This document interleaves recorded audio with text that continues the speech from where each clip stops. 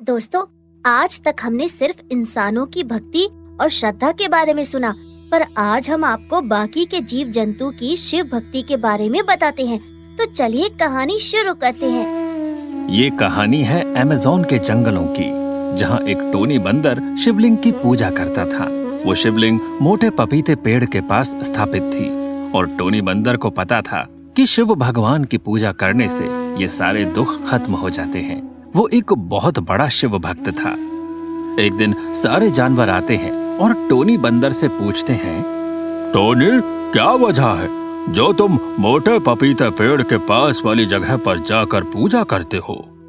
तुम्हें नहीं दिख रहा? इस पेड़ के पास एक चीज बनी हुई है जिसे शिवलिंग बोलते हैं। मैंने देखा है इंसान इनकी पूजा करते हैं और उनके सभी दुख खत्म हो जाते हैं। क्या तुम सच बोल रहे हो? अगर ऐसा होता है तो हम भी आज से पूजा करेंगे और अपने दुख दूर करेंगे। हाँ हाँ बिल्कुल, लेकिन वो सिर्फ सच्चे मन वाले लोगों की ही बात सुनते हैं और भक्ति भी सच्ची होनी चाहिए, उसमें कोई छल कपट नहीं होना चाहिए। तभी वहाँ पिंकी चिड़िया उड़ते हुए आती है और सब जानवरों और पक्षियों को बोलती है, हाँ टोनी बंदर, तुम सही कह रहे हो। मैं कुछ समय पहले उड़ते हुए गांव में रहने वाले सबसे गरीब आदमी कालू के यहाँ पहुँच गई थी। कालू की हालत बहुत खराब थी, उसके बच्चे भी बीमार पड़ गए और यहाँ तक कि घर में खाने के लिए भी लाले पड़ गए। अच्छा, अब फिर क्या हुआ? कालू अपने बच्चों की बिगड़ती हालत को देखकर भगवान शिव के मंदिर में पूजा करने गया और साथ ही वहाँ जाकर उसने भगवान से दुआ मांगी कि अगर उसके बच्चे सही हो गए तो वो पैदल कावड़ यात्रा करेगा। फिर क्या हुआ पिंकी चिड़िया? बस फिर क्या था, कालू ने सच्चे मन से भगवान शिव जी की पूजा की और धीरे धीरे उसके बच्चों की तबीयत खुद ही ठीक होने लगी। फिर वो अपने सारे परिवार के साथ कावड़ यात्रा के लिए निकल गया। उसके कुछ समय बाद भी कालू ने भगवान शिव जी की पूजा करना नहीं छोड़ी और शिव जी का आशीर्वाद भी उस पर बना रहा और वो आज गांव का जमींदार है। अरे वाह, मैं भी आज से भगवान शिव जी की पूजा करूँगा और उनसे कहूँगा कि बिल्ली मौसी मुझे मारे नहीं। तभी मोटा पपीता सब जानवरों की आवाज सुनकर नींद से जाग जाता है। भाई लोग, क्यों इतना शोर मचा रहे हो? बेवजह मेरी नींद खराब कर दी। मोटे पपीते भाई, तुम्हें नहीं पता क्या? तुम्हारे बराबर में शिवलिंग बना हुआ है जो भगवान शिव जी के प्रतीक होते हैं। अच्छा, ये भगवान शिव है? मुझे तो आज तक पता नहीं लगा ये क्या है, जिसकी वजह से कुछ लोग कभी कभी आकर यहाँ पूजा करते हैं। वैसे मैंने लोगों को यहाँ आते देख कई बार कुछ जानवरों को बोलकर इसे हटाने की कोशिश की, पर ये हटता ही नहीं है। अरे तुम पागल हो क्या? भगवान शिव स्वयं तुम्हारे पास आए हैं और तुम उन्हें खुद से दूर करना चाहते थे। वैसे तो देखो, मुझे भगवान पर विश्वास नहीं है। देखते हैं ये तुम्हारे भगवान हमारे लिए क्या करते हैं। अगर आप में थोड़ी भी श्रद्धा होगी तो देखना मेरे भगवान शिव क्या चमत्कार करते हैं। कुछ समय बाद जंगल में एक खूंखार भालू रहने आ गया जो सबको बहुत परेशान करता था। और एक दिन वो उन छोटे पक्षियों के इलाके में आ गया। उसे दिखता है कि दो खरगोश खेल रहे थे और उनकी माँ भी घर पर नहीं थी। अरे वाह, आज खुद ही खाना मेरे सामने आ गया। मेहनत करने की जरूरत नहीं पड़ी। चलो जल्दी अपनी भूख शांत कर लेता हूँ। खूंखार भालू उन्हें खाने के लिए चल देता है। हे भगवान, ये खूंखार भालू तो इन बच्चों को मार देगा।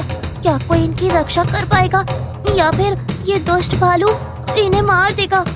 भालू एक खरगोश को तो वो खा लेता है, दूसरे को मुंह में दबाकर वहाँ से चल देता है। इतने में खरगोश की माँ वहाँ आ जाती है। मेरे बच्चे कहाँ हैं? मेरे बच्चे अभी तो खेल रहे थे, कहाँ गए मेरे बच्चे? वो सभी जानवरों से पूछती है। तभी कालू कौवा बोलता है, खरगोश बहन, मैंने देखा था कि वो खूंखार भालू तुम्हारे बच्चों को मार कर खा रहा था। मुझे माफ करना, मैं कुछ नहीं कर पाया। खरगोश माँ ये बात सुनकर बहुत रोती है। फिर कुछ महीने बाद फिर से खरगोश के बच्चे हो जाते हैं, लेकिन इस बार खरगोश बहुत चौकन्नी रहती है। वो उन्हें बिल में छोड़कर जाती है और फिर खाना लाकर जल्दी घर आ जाती है, मगर बच्चे खेलने बाहर आ जाते हैं। तब भालू फिर से उसके बच्चों को मार देता है। ये क्या? ये भालू तो फिर से खरगोश माँ के बच्चों को खा गया। अब खरगोश माँ क्या करेगी? क्या हर बार ये भालू ऐसे ही इनके बच्चों को मारता रहेगा या फिर कोई चमत्कार होगा? चलिए देखते हैं। खरगोश माँ बहुत ज्यादा रोती है और भालू से लड़ने जाती है, मगर भालू उसे घायल कर देता है। वो जैसे तैसे करके ये बात टोनी बंदर को बताती है।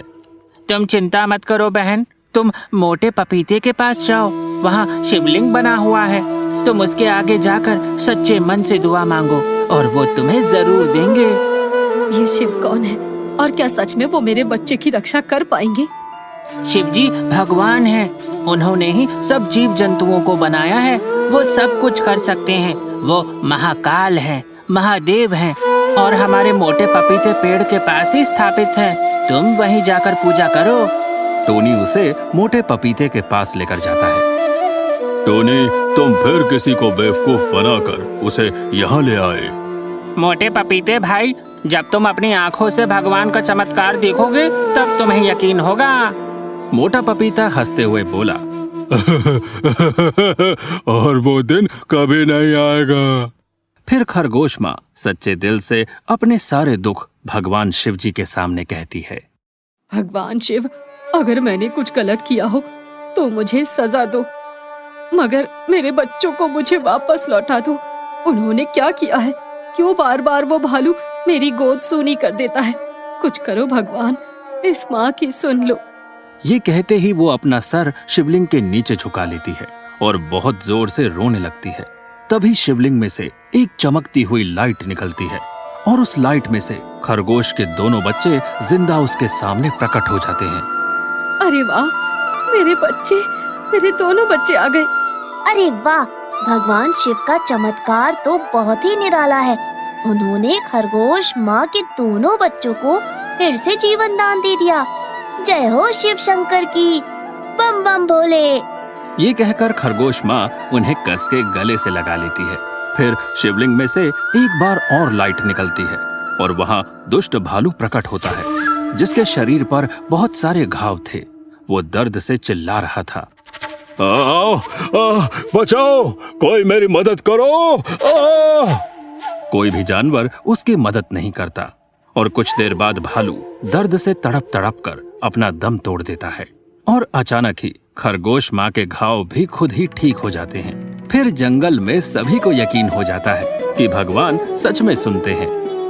टोनी भाई, तुम सही कहते थे, शिव भगवान सच में है और अगर कोई सच्चे मन से उन्हें बुलाए तो वो उनकी हर मनोकामना पूरी करते हैं।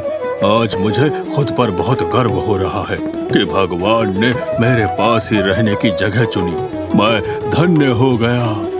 उसके बाद से जंगल के सभी जानवर रोज सुबह मोटे पपीते के पास जाते और भगवान शिव की पूजा करते और अपने परिवार की, अपने जंगल की रक्षा की दुआ करते। शिक्षा। दोस्तों, इस कहानी से हमें सीख मिलती है कि जैसी करनी वैसी भरनी। अगर हम कुछ गलत करते हैं तो कोई हमें देखे न देखे, भगवान सब देखते हैं और एक दिन वो हमें इसकी सजा जरूर देते हैं। और सच्चे मन से मांगी हुई दुआ भगवान एक ना एक दिन कबूल जरूर करते हैं। धन्यवाद।